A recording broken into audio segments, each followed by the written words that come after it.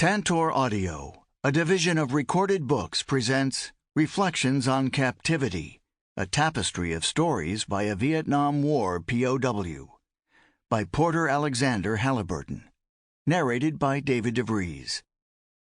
Publisher's note: this audiobook contains references to visuals present in the print and e-book editions of the book. Introduction. Flying in combat over North Vietnam in 1965, I certainly thought there was a chance that I might be killed. Yet despite the incredible ground fire that we encountered on most bombing runs, the more missions I flew without incident, the more remote that danger seemed. To be sure, the threat clearly was evident on my first night mission over North Vietnam. I saw just how much ordnance was being thrown at us. In daytime, you saw only the gray puffs of flak from the anti-aircraft artillery, but at night, I was awed by the bright orange flashes and the stream of tracers from the smaller guns. How was it possible to fly through all that unscathed? For every tracer round, there were 10 or more rounds you did not see. Despite this barrage, I survived 75 missions without incident. Most of the missions I flew seemed a waste of time and money.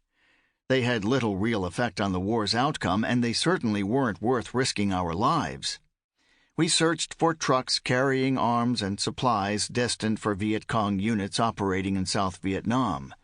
We bombed small bridges when it seemed worthwhile. But we never saw a single truck. The North Vietnamese quickly rebuilt the bridges, and the other targets that we considered seemed insignificant or inconsequential. Sometimes we did not find any targets at all, and since we couldn't bring our ordnance back onto our carrier lest it explode on board the ship, we had to dump it onto Tiger Island, a small strip of land off the North Vietnamese coast. Since the islet was the assigned dumping ground for all Navy bombers and fighter bombers in the war zone, it probably accumulated more bombs per square meter than any other spot in North Vietnam. Finally, on October 17, 1965, our unit, Air Wing 7 on the aircraft carrier USS Independence, CVA-62, was given a significant mission that military leaders said potentially could affect the course of the war. We were ordered to cut off a major supply line between China and Vietnam by destroying a railway and road bridge in the industrial city of Tai Nguyen, about 40 miles north of Hanoi. This was an alpha strike and the largest attack against North Vietnam of the war so far. It would involve strike groups from 2 carriers, along with Air Force fighter bombers based in Thailand. Significantly, it was one of those critical targets that could only be attacked with specific permission from President Lyndon B. Johnson and his Secretary of Defense, Robert S. McNamara. Until then, every strategic target that might have made a difference in the war was off limits to the generals and admirals, mostly for political reasons. This was an important development, because if the United States was ever going to win a military victory over North Vietnam, which was essential if we in the South Vietnamese Army were ever going to quell the Viet Cong insurgency in South Vietnam, it could not be done under the restrictive rules of engagement that had been placed on the U.S. forces that were charged with conducting the air war.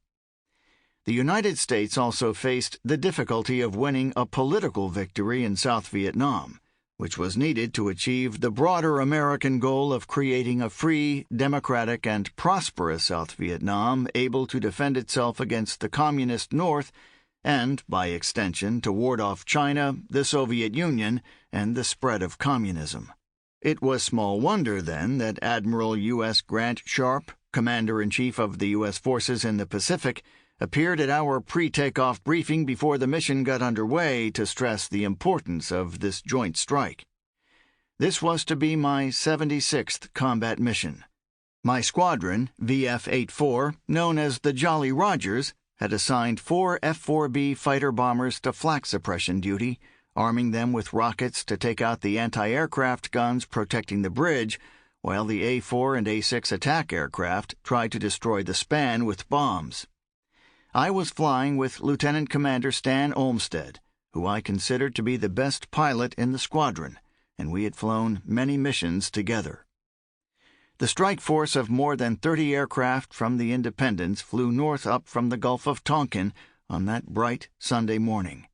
Our F-4B was at the tail end of the group when it entered North Vietnam, about 40 miles north of the port city of Haiphong.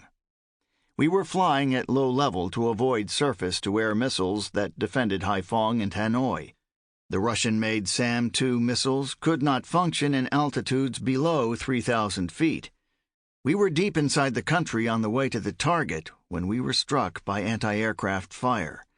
Simultaneously, the F-4 being piloted by Tubby Johnson was hit in one of its engines, and he began broadcasting on the radio, "Fire warning light, we are hit, turning back." Fortunately, Tubby and his radar intercept officer, Zipper Ward, made it back to the ship on one engine. Since Tubby's plane and mine were hit at about the same time, there was confusion about what happened. Stan most likely was killed by a direct hit in the front cockpit, and I had no control over the aircraft and could not use the radio since the oxygen mask containing the microphone had been blown off. With only a few seconds to decide what to do before the plane crashed into the karst ridge directly ahead, I asked myself, do I eject now or ride it in with Stan? I was struck hard by the realization that my life either was over or was about to be changed forever. 1,000 thoughts of my family raced through my mind in those few seconds, images of my mother and grandparents, my wife Marty, and our daughter Dabney, only 6 months old. I decided that if there was even a chance of rescue or survival, I had to take it. I reached for the ejection handle and pulled. The Martin Baker ejection seat uses an artillery shell that blasts the seat up from the cockpit at a force of 20 gravity forces, known as Gs, instantly increasing a person's relative body weight by 20 times. I have no memory of the moment when I weighed the equivalent of 3,600 pounds, but I had experienced 9 Gs before, and it had felt as though my flesh was about to be stripped from my bones. Seconds later, I was floating down into hostile and unknown territory, with bullets popping through the canopy of my parachute. I had gone from the comfort and safety of my aircraft, with its electronic tether back to the ship, into enemy territory, full of uncertainty. I landed after just a very few swings in the parachute and quickly got rid of the chute and other gear that would hamper my escape and evasion. I tried my handheld radio but got no response. The bullets had come from one direction, so I turned toward the opposite one, hoping to make it over a hill and away from the gunfire. But I quickly ran out of steam and searched for shelter where I could hide and catch my breath. I ran toward the largest group of bushes that I could see, but a very large snake decided he wanted to go there too, so I graciously let him have it, and ran to the next largest group of bushes. Unfortunately, the clump did not provide much concealment. As I heard men approaching, I tried my radio one last time, but again there was no response. I knew that the enemy used captured radios to lure rescue helicopters into traps, so I destroyed mine so it could not be employed that way. The finality of that act quashed my last hope for rescue. I soon was captured by nearby villagers who removed my flight vest, G-suit, and boots. Everyone was curious about me and all my gear, and escorted me in my sock feet a mile or so to their small hamlet. In retrospect, I was treated very well. I am sure they had never seen an American before because there had been little bombing in this area. Placed in the corner of a small shed with 3-foot-high mud walls and a thatched roof, I was permitted to keep and smoke my own cigarettes. When I signaled that I was thirsty, I was given water, some rice, and some kind of boiled greens. I ate it all so as not to offend them, and I made up my mind right then that I would eat everything I was given if it would help me to survive. A short time later, soldiers arrived in a jeep-like vehicle to take me away. The 40-mile trip to Hanoi, motoring over horrible, rutted roads, took 2 days. Along the way, we stopped at a larger village where I was put on display, like some sort of trophy. The only brick building in the village must have been used for town meetings and as a school. In it, I was seated on a wooden bench, and across the table from me was an official of some kind, with a guard standing by the door. There were other Vietnamese in the room as well. The official did not speak English, but he carried a phrase book that he used to copy questions onto a piece of paper. The paper was pushed in front of me along with a pencil, and I was told to write. I pushed the paper back and shook my head, no. This went back and forth several more times, and each time that I refused, the interrogator became angrier and angrier. So did the other Vietnamese crowded in the room, especially the guard with an AK-47 assault rifle. He finally became so upset that he rushed over and held the barrel of the gun against my temple and began jamming it into my head. This is it. He is going to kill me, I thought. But at that point I had already accepted that fate, since I figured that captivity in this place was going to be worse than death. At one point I noticed that the people standing opposite the guard and me were still standing there, and for a moment I thought that he might be bluffing. Then he chambered a round in the gun, and the people quickly scrambled out of the way. So I said a prayer, closed my eyes, and waited for the shot that would end my life. When it didn't come, I opened my eyes and realized that he had been calmed down and taken outside. When they realized that I was not going to provide any information, I was loaded back in the jeep and we continued our journey, stopping for the night at a small army base.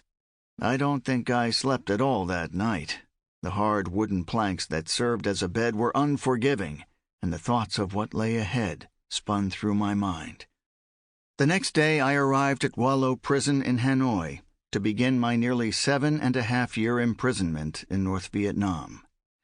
During those 2,675 days, I was confined in 8 different prisons and was moved 30 times. I lived in many different situations: solitary confinement, with 1 cellmate, with 2 cellmates, with 8 cellmates, and finally with groups of up to 50. Each of these living situations differed radically from the others. Reflecting on my captivity years later, after I'd been repatriated, I could see how I was able to adapt and react to these situations, changes, and time periods. The adaptations were physical, mental, and spiritual. In the many speeches and lectures I have given over the years, I found it useful to talk about my experiences and the things I learned from them in terms of 3 time periods and 3 phases of adaptation. The first time period began with my capture in October 1965 and ended with the Hanoi March and my separation from a fellow POW, Major Fred V. Cherry, U.S. Air Force, in July 1966. The second period started when the first one ended, with my move to the Briar Patch prison compound in July 1966, and it did not end until the last days of 1969 and early in 1970. The last period was from early 1970 until my release on February 12, 1973. The first phase of my adaptation occurred during times when I was concentrating as much as possible on the past to escape the reality of the present. The second involved striving to live as much as possible in the future to get away from the present. I spent the third and last phase mostly in the present, after I realized I could still lead a meaningful life that did not depend upon my freedom. When I began writing these stories about my time in prison, I wanted to concentrate on the positive aspects rather than the negative ones. I tried to include tales of great courage and leadership, accounts of creativity, innovation, education, and adaptation, stories about exceptional individuals, humorous incidents, and finally a look at the things I learned that helped me survive and that still guide my life today. I have included some of the poetry that I wrote during this time, as well as some of the lyrics to the songs that I composed. I kept all of these in my mind, since we did not have writing materials until the very end. This first poem was written early in 1966, when most of us were still optimistic that the war would be over soon. That optimism began to fade that summer, and I knew by then that I had a lot more to do than just wait. Winter Crypt. How can I describe the way that I feel, as if the stream I was crossing had suddenly frozen and locked my ankles in an icy grip, immobilizing that once fluid force, and I with it. And we have nothing to do but wait until the thaw. Part 1. Rolling with the punches. You've got to get there early to get the good deals. Sailors' tongue-in-cheek humor. No such thing as a rotten banana. From my first day in North Vietnam in that remote village, I ate everything I was given. I did not save food for later. I did not throw any food away. If it was food, and I could get it down, I ate it. The exception was fish crunchies. This supposedly was dried fish, but it was mostly large bones that were too hard to chew up without damage to my mouth or throat, and it had a strong taste of ammonia. The smaller dried fish did not have that taste, and I could chew up the bones except for the eyeballs, which turned to hard little marbles when they dried. There were also rats, snakes, monkeys, ragweed, and all sorts of strange things that I had never heard of, much less eaten. At first we were given very stale bread and watery soup, but later the prison cooks replaced the bread with rice. You had to be very careful eating the rice because it often contained small rice-like rocks, rat turds, and other debris. If we got any protein at all, it usually was from pig fat. Once when I was moved from one cell block to another, I could see a little bit under my blindfold, and as we walked through some weeds, I saw what I thought was an old tire, but it got up and walked away. It turned out to be a black, pot-bellied Vietnamese pig with a large head, huge belly, and no hams, an animal I had never seen or heard of before. So this is where the pork came from, I thought, and the Vietnamese were eating high on the hog while we were eating low. When we did get the low part, it came in the form of a plug about the size of my thumb. It had a tiny bit of meat on one end and skin with bristles on the other. In between there was an inch of fat. I watched as others removed the skin and threw it away or just plucked out the bristles. I ate it all, of course. After several years, I did a rough calculation of how many footballs and paintbrushes could have been made from all the skin and bristles I had eaten. It was a lot. One of the good things that the Vietnamese learned from the French during the colonial period was how to make bread. One time we got it fresh from the oven, and it was about the best-tasting thing I had put in my mouth in a long time. Most of the time, however, it was stale and moldy, to the point where the outside was hard as a brick and the inside was mushy and a little green. We had a special name for this, rose bread, the same that we used for the rotten potatoes we sometimes got. Both had a faint rose smell. We sometimes had beans with that rotten rose smell as well. Then there was the fruit that we occasionally got. Sometimes it was oranges or longan fruit, but mostly it was bananas, and there were many kinds of them. The Vietnamese said there were 7 varieties, from the small fat ones with white, apple-tasting flesh and hard black seeds, we called them hand grenades, to the plantain-sized ones. The bananas were always welcome, but often they were overly ripe, blackened skins full of strong custard that many guys either could not or would not eat. I always ate them, and just told myself that they had the most flavor, which they did.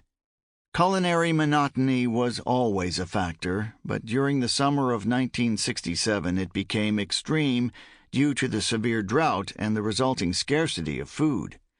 The only food that was available was poor quality rice mixed with field corn, yellow squash, or pumpkin, and a large green squash. This is all we ate for nearly 60 days. Any time we went to interrogation, we carried a bitch list in our heads, so we could potentially lodge our complaints about the food and other things with the interrogator. Doing so could even divert the subject from what the interrogator wanted to discuss to what we wanted to discuss. Sometimes this worked, but often it did not. After we complained so much about the lack of salt, the prison staff finally responded by putting a huge amount in the soup one day, making it so salty that we could barely eat it, although I did. Worse place, better place. In October 1965, 2 days after I was shot down northeast of Hanoi, I arrived at Wallow Prison, the infamous Hanoi Hilton, so nicknamed by U.S. prisoners of war. I was put in a small, filthy cell, and it was certainly the worst place I had ever been in my life. The smell from the waste bucket was bad enough, but there was another older smell that was much worse. I smelled the misery soaked into the walls, and I felt it radiate from the narrow concrete bunks. These were foreign smells and alien to me, like everything else I had experienced so far. Wallow had been built by the French to hold Vietnamese political prisoners during the colonial period, and many had passed through this very cell, leaving the bitter scent of misery behind. Perhaps one who had occupied this cell was now determining my fate. A photo taken in 1993 and found in the print and e-book versions of the book shows the modifications made to the cell since 1965, when it had been occupied by American POWs.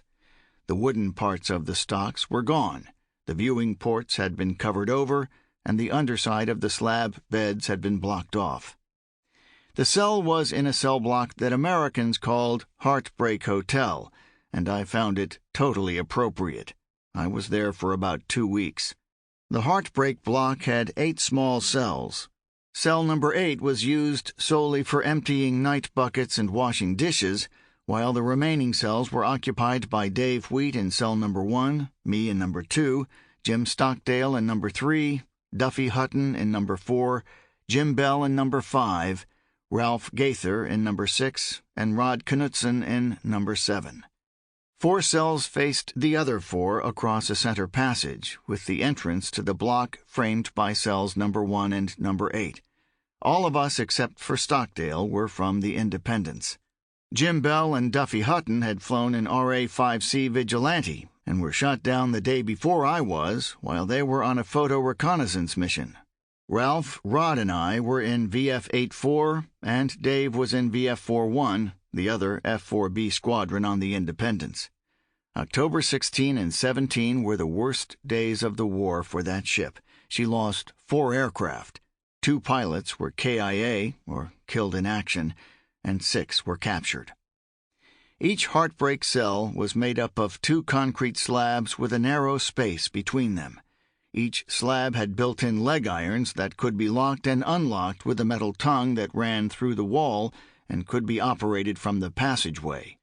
There was also a viewing port at the end of the slab that widened pyramid-like through the wall so a guard could view most of the cell from the outside. During those 2 weeks in cell number 2, I spent hours each day in interrogations, usually followed by additional time in the leg irons as punishment for my bad attitude. We could talk to each other if the guards weren't around. Dave Wheat was our lookout. A whistled "Pop Goes the Weasel" was the danger signal, and "Mary Had a Little Lamb" was the all-clear. I used the built-in stocks for a pillow when my feet were not locked in them, which occurred relatively rarely. So far there was nothing I could not endure: the stocks, the beatings, the lack of sufficient food or water, the constant yelling by the guards that I was a criminal and had no rights, rank, or status at all. But I had a feeling that things could get much worse, and they did. I frequently found myself in the quiz room just behind Heartbreak, sitting across from the interrogator, whom we called the Rabbit, and staring at the red star insignia on his cap. At this point it was still a game. He asked questions and I answered with my name, rank, service number, and date of birth as required by both the U.S. Code of Conduct and the Geneva Conventions of 1949. So far, there had been little physical violence apart from slaps and punches, but there were always lots of threats. So far, so good. Now, however, the rabbit was tired of the game.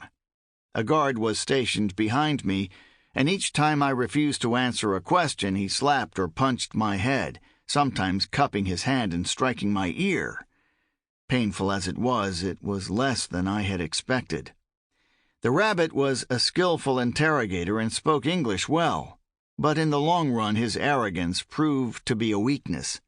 None of the interrogators had ever been to the United States, and they did not really understand American humor, idioms, or customs. It was a weakness that we learned to exploit. The rabbit was the only interrogator I knew who was with us from beginning to end.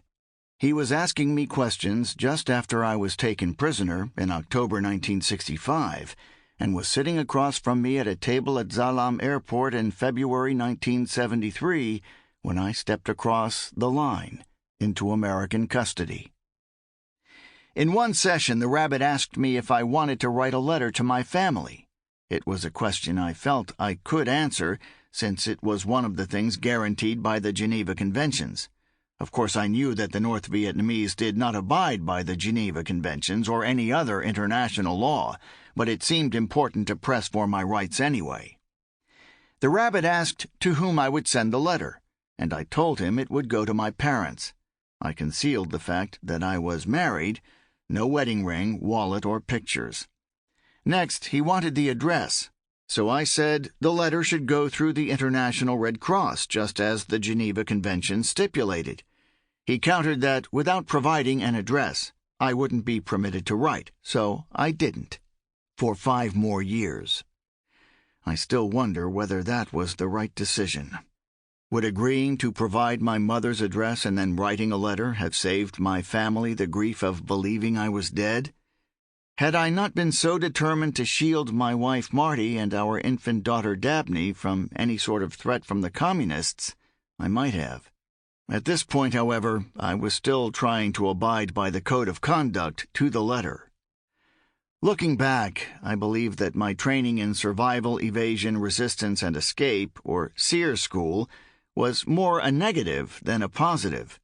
We were taught that we should be willing to die rather than give more than just our name, rank, service number, and date of birth. But everything was not black and white. In reality, adhering to the code required leadership and evaluation in light of conditions, and they were not taught in the SEER course, nor were covert communication skills, or what we came to call second line of resistance, which teaches you how to act when you have to do something as a result of torture. After about 2 weeks in heartbreak, I was taken to an afternoon interrogation and was told that I had a choice to make. I could answer the questions and then be moved to a better place where I could be with my friends, write letters to my family, eat good food, and play games. Or I could continue to refuse and then be moved to a worse place where I would live in solitary confinement.